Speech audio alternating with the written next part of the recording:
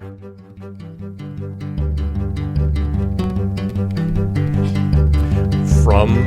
Center for Distributed Learning at the University of Central Florida, I'm Kelvin Thompson. And I am Tom Cavanagh. And you are listening to Topcast, the Teaching Online podcast. Hey, Tom. Hi, Kelvin. How's it going today? Well, you really want to know? Yeah. So for the listening audience, we are recording in the bunker again as a weather event is unfolding around us. Yeah. Hurricane Irma. It's a thing. Yeah. It's exciting. So this is pre-Hurricane Irma. We're hoping Hurricane Irma does not actually strike Florida, but as we are recording this, they're forecasting it to come kind of straight up the east coast of Florida, and we hope that doesn't happen. That's right. But the university is preparing to close down for a few days, and we have a saying here in Florida, everybody's hunkered down. That's the phrase. Hunkered down. Yeah, so classes are canceled tomorrow, Yep. and then the university is closed on Friday and Monday, and we'll see what happens after that. I hope Orlando survives. We've been through this before. Oh, that's right. We have. We've survived. We have. So. But fisticuffs are breaking out. There's lines for gas. People are a little panic-stricken more than normal. I think probably the Houston aftermath has got people on edge a little bit. But yeah, and let's hope it's nothing like that. Hopefully not. But an interesting online learning connection. Yes. So I've been having the conversations around campus and with various officials about, well, what does this mean for our online students What does it and mean? Online faculty? Because we've got That's some true. that are not even here in the state. And, our policy, I guess policies will vary according to each institutional context. But here, if the university is closed, then the online courses are closed as well. That's The been our university practice. Is closed. But some people usually ask, well, do you really have to? Couldn't you just keep going? You could, and in some cases, students and faculty do when they're able to. But look, faculty and students are people too, right? And Really? yeah, Really? a lot of them have to go home and put boards on their windows and buy water and everything else that they have to do. So it's as much about safety preparedness for our staff and students as it is the technical ability to keep going. Because look, our LMS is cloud hosted. It's nowhere near Florida. That's right. That sucker's going to keep running. That's right. But it's the human resources that we need to worry about. That's right. As we always should. Yeah. Care about the humans. So speaking of coffee, Yeah. Of course. and I always am, Yeah. speaking of coffee. This is a good coffee for today's episode, Tom. This is what we might call Plan B coffee. Because maybe for our regular Topcast listeners, it's worth saying that we are recording this episode concurrently in front of an e-learning academy audience for the faculties of Spokane Community College and Spokane Falls Community College. Nowhere near Orlando. Nowhere near Orlando. They're wondering, hurricane? What is that, hurricane? So we were supposed to be doing this completely live, and we are actually pre-recording it. So our friend Ben Whitmore from up in Spokane actually sent us some lovingly craft roasted coffee from Vessel Coffee Roasters. It was I've tasted it. It's a nice Guatemala San Isidro, I think, and that's not what we're drinking. Because we're always about the integrity of the coffee That's right. here at Topcast, and this is whatever we had in the drawer for the office Keurig. And it isn't the Vessel coffee. Yeah, we could pretend it's the Vessel coffee, but we are transparent, and as you said, we have integrity here. That's I'm right. drinking a scrounged up Green Mountain coffee Keurig that I was able to get into my cup here. My Florida Distance Learning Consortium mug. That's good. I got my I flew the Stearman, cup here. That was nice. That's more interesting than the coffee. I have no idea what this is. It was just in the drawer, and that's kind of how it is. So we will feature Ben's coffee in another episode probably because it's worth. I have to share it with you. Well, let me try to make a connection, a thematic connection Please with the do. coffee. Because we were on the go today in an unexpected, we better record this kind of mode before the university is shut down. Oh, that's good, Tom. Keep going. And we had to be highly mobile Yes. and find resources in the environment. So we found coffee to match that. I think I see where you're going with this. It's a stretch, but it's there. I got you. So you're making a connection to the topic of today's episode, which is mobile learning. Yeah. Got it. And you were coming from another location. I was. And you were mobile. I'm still sweating. That's it. It's exactly right. Well, yeah, that's a good thing. So mobile learning. So we put a lot of emphasis on mobile in general here at UCF, as I'm sure a lot of institutions do. Since I'm the one sweating, I'm going to kind of share the wealth. How would you define mobile learning? Mobile learning. Well, generally, I would define it as involving some sort of a mobile device, whether that's like a smartphone or a tablet. Some people have extended that to include like a laptop. I personally think that's a bit of a stretch, but I've heard that definition before. So, something that involves a device, some sort of wireless technology, or kind of broadband or something. Yeah, I think that works for me. Now, just to pull on that thread a little bit, right? So as you framed it, you could make use of such devices, whether you were teaching or learning in an online class, in a blended class, in a face-to-face class, in any of those kind of modalities, right? Sure. Yeah. I don't think mobile learning is necessarily restricted to any particular modality. Yep.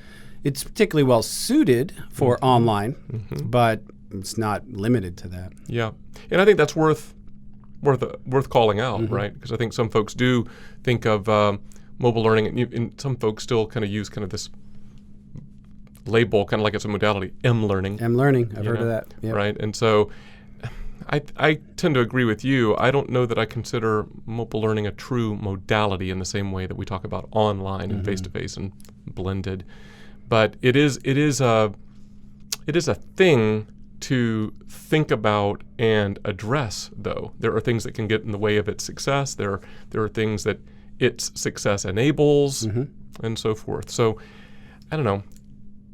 What are some of the things that we've done here at UCF, which might be instructive for our listeners to foster, to take obstacles out of the way? Well, maybe we can frame that answer in two ways. Please. So one is looking at some statistics. And then the second would be, what do we do as a result of those statistics? Like, what are some practices?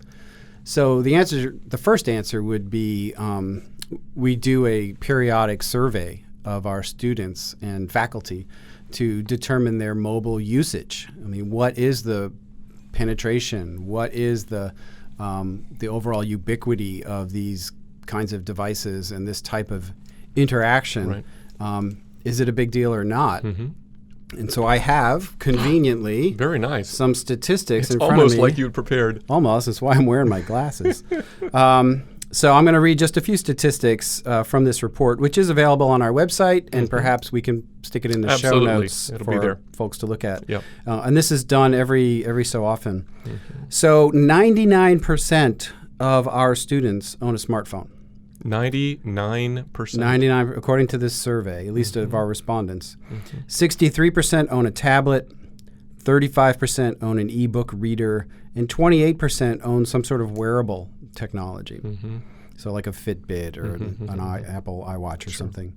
3% own multiple smartphones, and 7% own multiple tablets.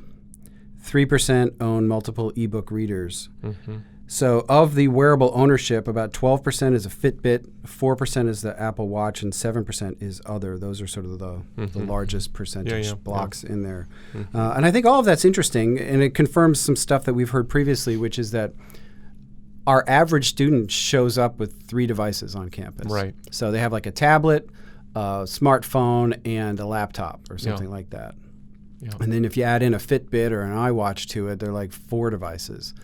And when we look at connections to the network, you can see that it's like a hockey stick slope of mobile usage is starting to become the predominant first choice for accessing information at UCF. Yeah.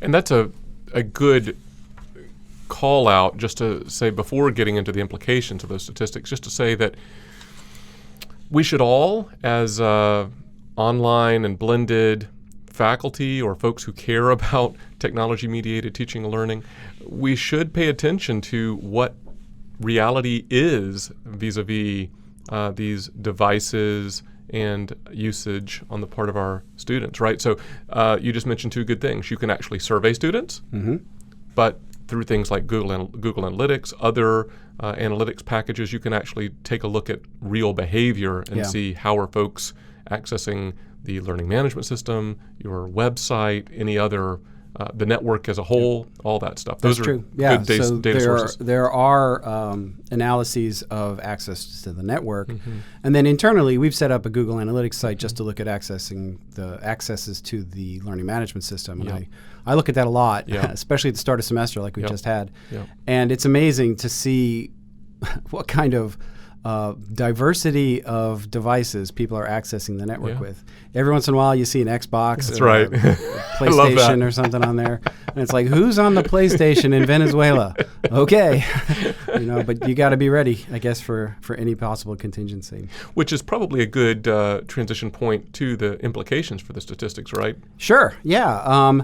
So one of the things that we've tried to do is recognize this growing behavior by students of going to kind of a mobile-first access orientation and ensure that faculty understand what that means when it comes to the design of their courses. So Ryan Seelhammer, who runs our mobile strategy here. He is like the mobile guru, man. He is. He's great. He created the Canvas Mobile Users Group and has chaired that for a while. And if you want to know anything about mobile, talk to Ryan. That's right. But in any case, one of the things that he tries to do through our faculty development program is share with faculty best practices. So, for example, if you put this type of a table in your LMS page, it looks great on the desktop or on the monitor, but when that gets reformatted into a mobile view, that table's going to break and everything's going to wrap weird, and you probably shouldn't do it that way. You should do something that is more responsive friendly. And he gives a bunch of examples that are eye-opening when you don't think about it. You're right. Yeah, I think that's excellent. So I guess to unpack that a little bit though, right? That doesn't mean necessarily try to design everything to be perfect for the guy on the Xbox in Venezuela, to use your person example. is a couple of standard deviations off the mean. That's right. But somebody on an iPhone is not. That's right. That's right. So the greatest good for the greatest number, and try to be mindful in general. And hopefully, if there are standards as those develop and we implement them, things like responsive design you called out. If there are best practices and standards as those are implemented, it should be good for everybody. The edge case of the Xbox. Yeah, well, I mean, that's fun to talk about, but I don't want to make, that's not the tail wagging the dog. No, here. can't be. No. Well, I have some other stats that I Please. think kind of speak to that, and I think it's interesting. When you look at student use of mobile apps, where do they spend their time? 77% is on music, 76% is social networking, and 69% is social media. I'm not exactly sure the distinction between those. I'd have to ask Ryan. 67% is entertainment, 57% is navigation, I assume like maps and things. But next is UCF apps, which is 54% of students. That's something like 1, 2, 3, 4, 5, number 6 on this long list of UCF apps, which includes our LMS, our UCF app in general. It includes some navigation, athletics, our portal, all of that stuff is part of that. Clearly, students are accessing that information on mobile devices, and if we don't recognize that and design for that presentation, we're kind of disenfranchising a really large number of students. Yes. I've also heard, I wish I had the statistics for this. It's probably out there somewhere.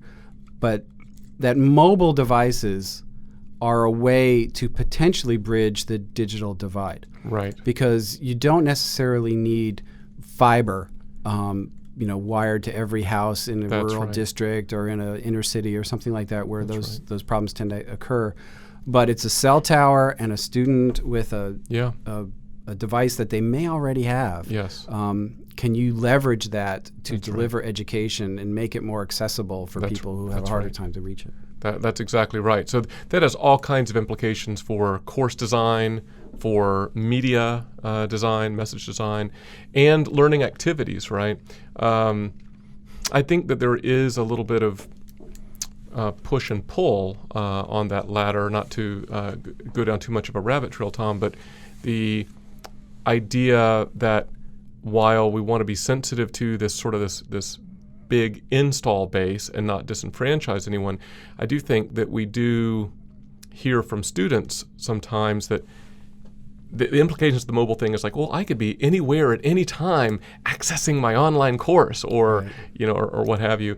And the reality is a lot of students are like, yeah, I'm going to wait until I have this particular time and place. I'm going to log into the learning management system and I'm going to do my stuff there all in one sitting and I'm going to walk away again, whether that's on a desktop or laptop computer, whether that's on the mobile device. So the access via this device is one thing, but the anytime, anywhere, all the time, on the go, checking things constantly, that might not be I think reality. It's idiosyncratic. It depends on the student. Some students want that and some don't. Yeah. Just like some students say, yes, I want my assignments pushed into my Facebook feed. Right. And others are like, no, that's my personal thing. I'll go in the LMS when I want my assignments told to me. You know? But so everybody's got a different sort of perspective there, which is why it's nice to give them some control over that. So like within the LMS, they can choose notification preferences, and certain things can get pushed into certain channels and not into others.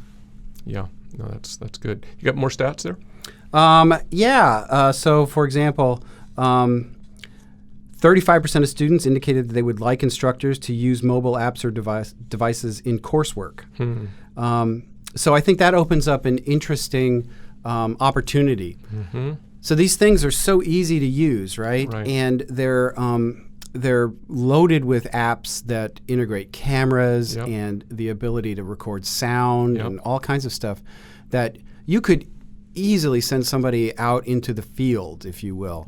Like, take a picture of something and post it in a discussion forum or whatever it is, some ethnographic study. The opportunities are almost limitless to bring the outside world into the online environment through this device, where in the past you might have to go check out a video camera and know how to do video editing and all kinds of other things. Now it's just point and click with, whatever iMovie or something. That's right, which is a very interesting and good distinction to make.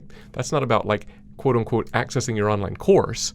That's about using a tool regardless of course modality. Right. It could be any modality. That's right. A shout out here to our colleague, our friend, Professor Rick Brunson here at UCF, who teaches journalism. And Rick has shared numerous times in our faculty development program his personal modeling of using the mobile device he teaches digital journalism. That's right. And he shows up in like a newsroom in one of the organizations here in Orlando, and he's like doing the little video camera thing. Well, here I am.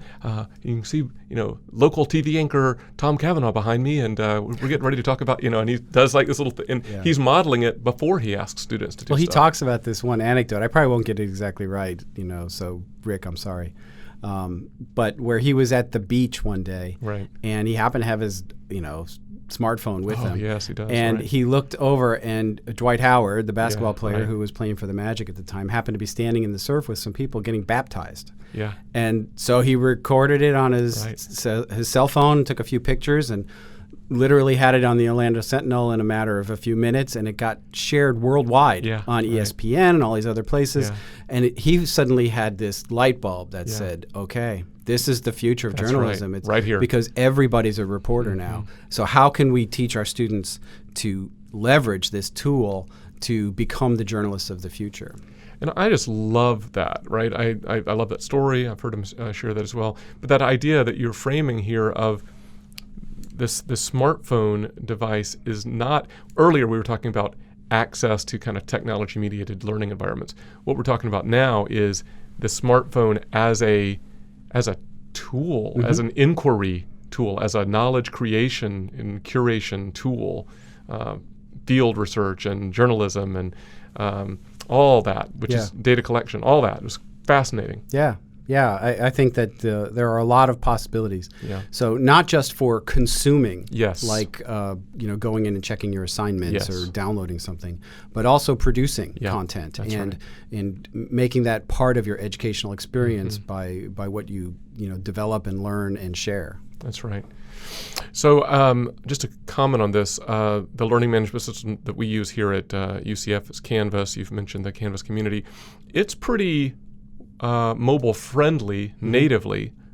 I know because I've been sometimes, right before some assignment has just been released, and like, oh my gosh, I got to fix it, like right now, and it's sometimes a little unfriendly to, got to spread and zoom in and okay, I'll keep tapping. I got to get that button. There are new apps now. That's right, there are. But I'm just saying, you can make it work within the browser mobile, which is great. But yes, there are also apps which even open up additional kinds of functionality. And that's a whole separate philosophical conversation about should something be in an app or should it be a responsive web design?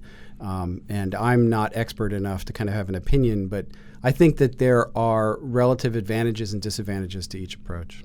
Yeah, I think that's probably true. And then if I can put you on the spot for a second, because we've had this conversation a number of times, you mentioned the UCF app and apps.